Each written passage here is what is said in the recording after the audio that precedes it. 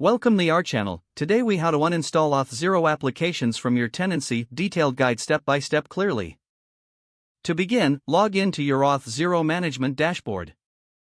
Once logged in, locate that applications section on the left sidebar. Click on Applications to display a list of all your existing applications. Identify the application you wish to uninstall from your tenancy. Click on the application name to access its settings page. On the right side of the settings page, look for the Delete option.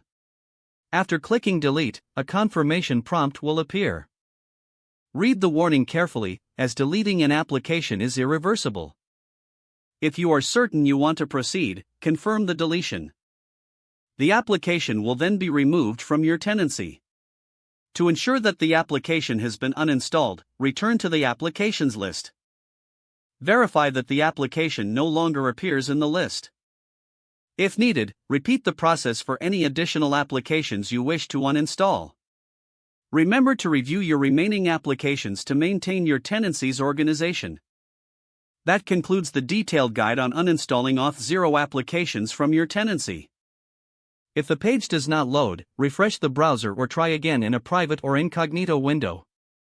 Make sure you are using the correct email address, then retype it carefully to avoid small typos. If your password is not accepted, use the reset option and create a new strong password you can remember. Check your spam folder for verification or security emails, then complete any requested confirmation steps. Enable two-factor authentication if available to improve account security and reduce unauthorized access risk. After signing in, review your profile details so your contact information and settings are accurate and current. If you see an error message, note it down and try again after restarting your device and internet connection. Log out when you finish, especially on shared devices, to keep your account and payment information secure. If the page does not load, refresh the browser or try again in a private or incognito window.